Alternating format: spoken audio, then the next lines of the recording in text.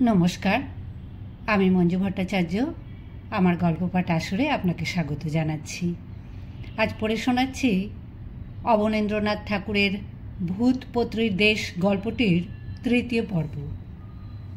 হারুনদের কথা। আমার নাম হারুনদে নয়, হারুন অল রশিদ, বগদাদের নবাব খানজা খাঁ জাহানদার শাহ বাদশাহ। এখন হয়েছে হারুনদা।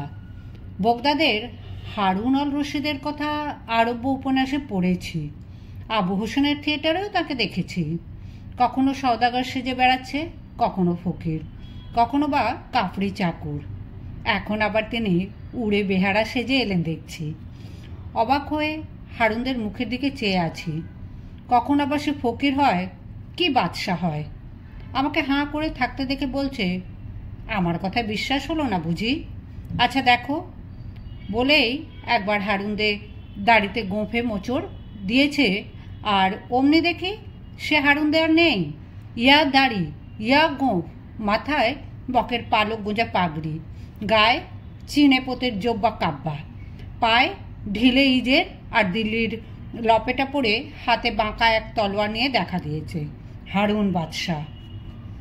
ফিক করে হেসে আমাকে সে যেমন সেলাম করেছে, আর অমনি আমি ফস করে দেশলাই জেলে ফেলেছি। বাদশার হাতে, গলায়, মাথায় হিরে মানিকের গহনাগুলি এমন ঝকঝক করে উঠেছে যে চোখে ধাঁধা লেগে যায়। কিচকিন্দে ছিল পাশে, সামনে ফুক করে আলোটা নিভে দিয়েছে। আর কোথায় বাদশাহ? সে হারুনদে, সেই হারুনদে। আলো জ্বালতে হারুনদে ভারী রেগে গেছে, কিছুতে আর গল্প বলতে চায় না। অনেক হাতে পায়ে ধরে তাকে ঠান্ডা করেছি, তবে সে আবার গল্প বলছে। দেখলে তো, আমি ছিলুম বগদাদের নবাব খানজা খাঁ জাহানদার বাদশাহ হারুন অল রশিদ। আর ওই যে কালো কিচকিন্দে উড়েটা তোমার ওপাশে চলেছে, ও ছিল মসুর, আমার কাফরি চাকর। তুমি ফস করে যেমন আলো জ্বেলেছিলে, ও তেমনি খপ করে তোমার মাথা কেটে ফেলতে পারে যদি আমি হুকুম দিই। দেখবে মসুর? না না বলেই আমি হারুনদের মুখ চেপে ধরেছি, পাছে হুকুম বেরিয়ে পড়ে। কিচকিন্দে আমার গা টিপে বলছে, শোনো কেন, ওটা একটা পাগল, আমি কোনো পুরুষে ওর চাকর নই। একটা ভারী মজা দেখছি। কিচকিন্দে আমার গাটি ছুঁয়েছে, আর তার মনের কথা স্পষ্ট স্পষ্ট শুনতে পাচ্ছি। কিচকিন্দেকে মুখ দিয়ে একটি কথাও বলতে হচ্ছে না। কিচকিন্দের কথায় সাহস পেয়ে হারুনদের মুখ ছেড়ে দিলুম। ছাড়তেই শুনলুম হারুনদের মুখের হুকুমটা গোঁ করে তার বুকের ভেতর নেমে গেল। হারুনদেও আর রাগ টাগ করলে না। দেখলে তো, বলেই সে আবার গল্প শুরু করলো। একদিন আমি আবার বসরাই গোলাপবাগ বলে যে বাগান, সেখানে বসে গুড়গুড়িতে তামাক খাচ্ছি, আর গোলাপ জলের ফোয়ারার ধারে বসে ওই মসুর আমার পোষা বুলবুল বস্তার সোনার খাঁচাটা ধুয়ে মেজে সাফ করছে। এমন সময় সিন্ধবাদ নাবিক 7 সমুদ্রের জলে 7খানা জাহাজ ডুবি করে এসে হাজির। ভিজে কাপড়ে দুহাতে আমাকে সেলাম ঠুকতে ঠুকতে। মসুরকে বলেছি আনতে একখানা চৌকি। না, মসুরটা এমন গাধা যে এনেছে একটা টুল। আমি রেগে মসুরের মাথা কাটতে যাব, আর অমনি সিন্ধবাদ আমার 2 পা জড়িয়ে ধরে বলছে, হুজুর, মসুরকে মাফ করুন, অনেক দিনের পুরনো চাকর। শুনুন, এবার কি আশ্চর্য কাণ্ড দেখে এসেছি। এবারে আমি জাহাজ নিয়ে হিন্দুস্তানের দিকে বাণিজ্য করতে গিয়েছিলাম। কাঁচের বাসনের বদলে অনেক হিরে জহরত হিন্দুস্তানের বোকা লোকগুলোর কাছ থেকে ঠকিয়ে নিয়ে দেশে ফিরে এসেছি। এমন সময় জাহাজ আমাদের ঝড়ে পড়ল। এমন ঝড়ও কখনো দেখিনি, সমুদ্রে এমন ঢেউও কখনো পাইনি। পাল, দড়ি, হাল, দাঁড় ভেঙে চুরে ছিঁড়ে খুঁড়ে কোথায় উড়ে গেল তার ঠিক নেই। 7 দিন 7 রাত আমাদের জাহাজ মোচার খোলার মতো জলে ভাসতে ভাসতে শেষে এসে কালা পানিতে পড়ল। সেখানে সমুদ্রের জল, হুজুর, ওই মসুরের মতো কালো, আর যেন রেগে টকবক করে ফুটছে। যেমন কালা পানিতে জাহাজ পড়েছে, আর মাঝি মাল্লা সবাই আল্লাহ আল্লাহ করে কেঁদে উঠেছে। যত বলি কাঁদিস কেন, কি হয়েছে বল? কেউ আর কথার উত্তরই দেয় না, কেবল ডাঙ্গার দিকে একটা কাফেরদের মন্দির দেখায় আর ভেউ ভেউ করে কাঁদে। এমন সময় জাহাজের কাপ্তেন আমার কাছে এসে বলল, কর্তা, আর দেখেন কি আল্লাহর নাম নেন, ওই যে কাফেরদের মন্দির, ওর মাথায় একটা জাঁতার মতো চুম্বক পাথর আছে, তারই টানে জাহাজের যত লোহার পেরেক সব একটু একটু করে খুলে ওই মন্দিরের গায়ে যে লাগবে, আর জাহাজের কাঠগুলি ভুস করে আলগা হয়ে মাঝি মাল্লা মালপত্র সব জলে যাবে। কর্তা সব জলে যাবে। বলতে বলতে দেখি জাহাজ থেকে পেরেকগুলো খুলে খুলে বৃষ্টির মতো গিয়ে সেই মন্দিরের চূড়োয় চুম্বক পাথরটায় লাগছে। দেখতে দেখতে আমাদের মুরগি রাঁধবার লোহার হাঁড়ি আর রুটি শাঁকবার তাওয়াখানাও উড়ে গেল। আমার হাতে আমার হিরে জহরতের লোহার সিন্দুকের চাবিটা ছিল, সেটাও দেখি পালাই পালাই করছে। আমি না আল্লাহ না খোদা চাবিটাকে মুখে পুড়ে আমার লোহার সিন্দুকটা জাপটে ধরেছি। এদিকে ভুস করে জাহাজটি ডুবে গেছে। আমি কিন্তু ঠিক ভেসে আছি। চুমুকের টানে লোহার সিন্দুক আমার ঠিক ভাসতে ভাসতে গিয়ে ডাঙায় ঠেকেছে। আমি ঢপাস করে বালিতে লাফিয়ে পড়েছি, আর অমনি হুজুর আমার সেই লোহার সিন্দুক, আমার অনেক টাকার সিন্দুক হুজুর, অনেক কষ্টে ঠকিয়ে নেওয়া হিরে জহরতে ভরা সিন্দুক হুজুর, মো করে উড়ে পালিয়েছে, উড়ে মেরাদের সেই মন্দিরের চূড়োয়। বলেই সিনবাদ মাটিতে লুটোপুটি খেয়ে কাঁদতে লাগলো।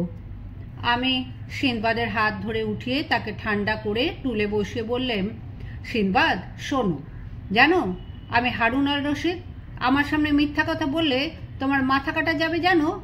সিনবাদ বললে, জানি হুজুর, সেই জন্যই তো আমার দুঃখ।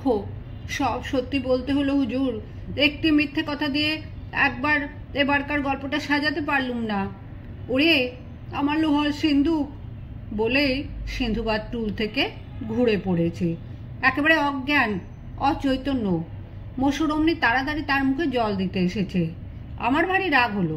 মসুরকে এক লাথি মেরে বললুম, গাধা, আগে ওর মুখ থেকে সিন্দুকের চাবিটা এই বেলা বার করে নে, জেগে উঠলে কি আর দেবে?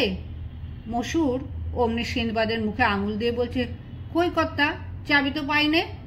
পাস নাকি রে? দেখ জিভের নিচে। পাইনে তো কর্তা। দেখ দেখ, গলা আটকেছে। চাবি তো নেই কর্তা। খেয়ে ফেলেছে রে গাধা, খেয়ে ফেলেছে। পেট চিরে দেখ পাজি।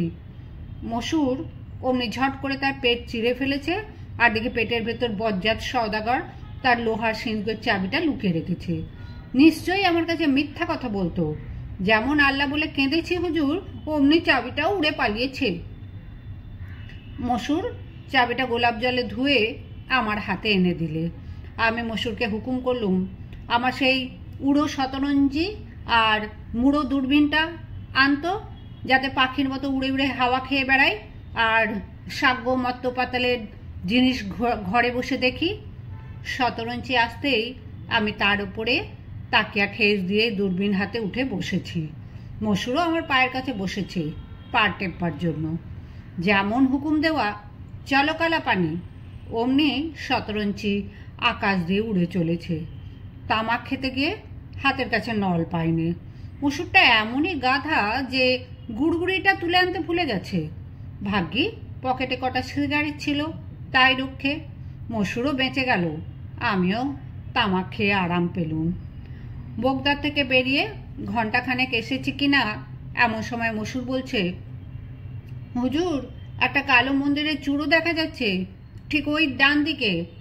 তাড়াতাড়ি দূরবীন কষে দেখি সেটা মক্কার মসজিদ। মসুর এত বড় মসজিদ কখনো চোখেও দেখেনি, সে তো অবাক। আবার খানিক পরে কাফরিস্তানের ওপর দিয়ে আমরা উড়ে চলেছি। তখন মসুরের হাসি দেখে কে, সে বলছে, ওই দেখা যাচ্ছে সাহারা হুজুর, ওটা একটা সমুদ্র শুকিয়ে গিয়ে চড়া পড়ে গেছে, ওরই ওইদিকে দেখুন একটুখানি নোনা জল, তারই ওপারে ফিরিঙ্গি মুলুক, আর আমাদের রুমের বাচ্চার কস্তুনতুনিয়ার কেল্লা দেখা যাচ্ছে। ওই দেখুন হুজুর, বালির ওপর দিয়ে সার বেঁধে উটের কাফিলা চলেছে। ওই খেজুরতলায় ফালহানি জল তুলছে, ওই মিশির শহর, আর ওই দেখুন সেকেন্দ্রিয়ার কুতুবখানা হুজুর, ওখানে দুনিয়ার কেতাব জমা আছে হুজুর। ওই যে দেখেন দুটো পর্বতের মতো, ও দুটো হচ্ছে কাফরিস্তানের বাদশার কবর। এত বড় কবর আর জগতে নেই, কেবল সোনা রূপো হিরে জহরতে ঠাসা, আর তারই মাঝে সব মরা মানুষ শুয়ে আছে হাজার বরস ধরে। তবু তাদের দেখে মনে হয় যেন এই মরেছে, নয়তো ঘুমিয়ে আছে। কিমিয়াবিদ্যার জোরে এখনো 1000 বরসের মরা মানুষগুলো টাটকা রয়েছে হুজুর। যদি দেখতে চান তো নেমে চলুন। আমি মশুরকে ধমকে বললুম, ওসব জীবনের কারখানা আমি দেখতে চাইনি। ওদিকে ওটা কি দেখা যাচ্ছে? হুজুর, ওটা নীল নদী। ওখানে নীল পদ্ম পাওয়া যায়, হিন্দুদের যমুনা আর কাপড়িদের ওই নীল নদী। হুজুর, ওর ওপর একবার নৌকোয় করে হাওয়া খেয়ে দেখুন, দিল খুশ হয়ে যাবে। ওই নদীর ধারে আমার বাড়ি দেখা যায়, ওই আখের ক্ষেতের ধারে হুজুর। ওই আমাদের বুড়ো গাধাটি আমার দিকে মুখ তুলে চেয়ে আছে হুজুর। আমি হিন্দুস্তানে হিরে জহরতের খোঁজে যেতে চাইনি। আমাকে আমার দেশে এই আখের খেতে ছেড়ে দিয়ে যান হুজুর। আমি দেখলাম বিপদ। মশুরকে ছাড়লে আমার তো একদণ্ড চলবে না। তামাক দেয় কে? পা টেপে কে? হিন্দুস্তানে একলাই বা যায় কি করে সিন্ধবাদের জহরত লুট করতে? আমি মশুরকে কিছু না বলে শতরঞ্চের ওপরে পূব মুখ হয়ে ঘুরে বসেছি হিন্দু রাজাদের মতো। এতক্ষণ আমি মুসলমানি কেতা মতো পশ্চিম মুখ বসেছিলুম। শতরঞ্জিও তাই পশ্চিম মুখ চলছিল। পূব মুখ বসতেই শতরঞ্জি পূবে ঘুরেছে আর হু হু করে নীল নদী পেরিয়ে একেবারে সিস্তান ঘুরে ইস্পাহানে হাজির। সেখানে বুলবুল বস্তার ঝাঁক হাফেজের গান গাইতে গাইতে আমাদের সঙ্গে সব উড়ে চলেছে। মাটি থেকে সিরাজি শরবত আর ইস্তাম্বুল আতরের খুশবু আসছে। আমারও তেষ্টা পেয়েছে, মশুরেরও খিদে লেগেছে। দুজনে একটা মেওয়ার বাগানের ধারে আকাশ থেকে নেমে এসেছি। মশুরকে দুটো মোহর ফেলে দিয়েছি 2 বোতল সিরাজির শরবত আনতে। মশুরটা এমনই গাধা, দেখি খানিক পরে 2 মোহর দিয়ে 1 ঝাঁকা বেদানা আর আঙুর এনে হাজির। সিরাজি কই রে? কতগুলো শুকনো বেদানা নিয়ে এলি যে? হুজুর, খোদাবান জাহাপনা, সিরাজি আর পাওয়া যাবে না। দোকানে যে কটা ছিল, একা মশুর, হুজুরের পেয়ারের গোলামে মশুর, তা শেষ করেছে। ভারী রাগ হলো। ধাঁ করে মশুরের নাকে 1 ঘুষি বসিয়ে দিলুম। মশুরটা সিরাজি খেয়ে একেই টলছিল, ঘুষি খেতে চিৎপাত হয়ে পড়ে গেল। মেওয়ার ঝাঁকাটা রাস্তায় ছড়িয়ে পড়েছে, আর দেখি তার ভেতরে একটা সিরাজির বোতল। আমি সেটা কুড়িয়ে মশুরকে বললুম, মশুর, যেমন আমার সঙ্গে চালাকি তেমনই থাকো তুমি এইখানে পড়ে। আমি চললুম। বলেই যেমন আকাশে উঠতে যাব, আর মশুর ধরেছে আমার গুড়গুড়িটা চেপে আর বলছে, হুজুর, আমি মশুর হুজুর, কসুর মাফ করুন হুজুর, আমি আপনার পুরনো চাকর হুজুর, গুড়গুড়ি হুজুর, পায়ের জুতো হুজুর, গোলামের গোস্তাকি মাফ হোক হুজুর। গুড়গুড়ি যায় দেখে মশুরকে সেবারের মতো সঙ্গে তুলে নিলুম। তখন আকাশের ওপর দিয়ে শতরঞ্জি হু হু করে উড়ে চলেছে। দেখতে দেখতে কাবুল ছাড়িয়ে কান্দাহারে পৌঁছেছে। মশুর বলছে, হুজুর, মেওয়াগুলো ফেলে আসা হলো, অমন বেদানা। আমি অমনি কান্দাহারের একটা মেওয়ার বাগানে শতরঞ্জি নামিয়েছি। সেখানে মানুষের মাথার মতো এক একটা বেদানা ফুলে আছে। মশুর তো দেখেই অবাক। কেমন মশুর, এমন বেদানা কখনো দেখেছিস? হুজুর, না। বলেই মশুর একটা বেদানা ভেঙেছে, আর অমনি চারদিক থেকে কাবুলিওয়ালা মোটা লাঠি হাতে তেড়ে এসেছে। আমি এমনি মশুরকে টেনে নিয়ে শোঁ করে আকাশে উঠেছি। মশুর তো রেগেই লাল। বলে, হুজুর, কেন পালিয়ে এলেন? কাবুলিদের আচ্ছা করে ঘা কতক দিয়ে আসতুম। আমি মশুরকে সাবধান করে দিয়ে বলুম, মশুর, খবরদার, আর এমন কাজ করো না। মশুর, ওরা যদি আজ তোমাকে ধরতে পারত তবে মমিয়াই করে ছেড়ে দিত, জানো? মমিয়াই দেখেছ মশুর? হ্যাঁ হুজুর, হাকিম সাহেবের কাছে যে কালো মলম তাকেই তো বলে মমিয়াই। হ্যাঁ, ঠিক তোমার মতনই কালো। মমিয়াই হয় কিসে জানো? কালো মানুষের চর্বিতে। সে কি হুজুর? হ্যাঁ, শোনো তবে। কাপড়িদের ছেলে কিংবা যে কোনো কালো ছেলে কিংবা দুষ্টু যদি সুন্দর ছেলে হয়, তাদের ওই কাবুলিওয়ালারা ভুলিয়ে ভালিয়ে ঝুলির ভেতর পুড়ে এনে একটা মেওয়ার বাগানে ছেড়ে দেয়। সেখানে মনের আনন্দে ছেলেগুলো বেদানা, কিশমিশ, খোবানি, আঙুর খেয়ে বেড়ায় আর মোটা হতে থাকে। শেষে মোটা হতে হতে তাদের গা থেকে চর্বি গড়াতে থাকে।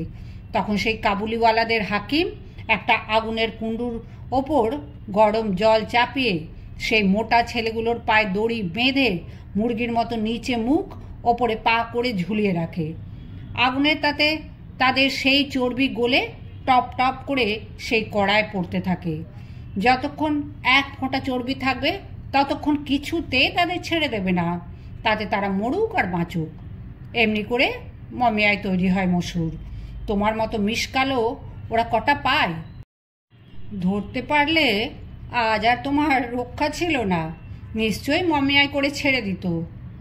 ভয় দেখলুম মসুরের ঠোঁট সাদা হয়ে গেছে, ঘুরে পড়ে আর কি। আমি তাকে একটু সিরাজি খাইয়ে ঠান্ডা করলুম। বলতে বলতে পেশোয়ারে এসে পড়েছি। সেখানে সন্ধে এসছে, কিন্তু কাবুলিওয়ালার ভিড় দেখে মসুর কিছুতেই সেখানে রাত কাটাতে চাইল না।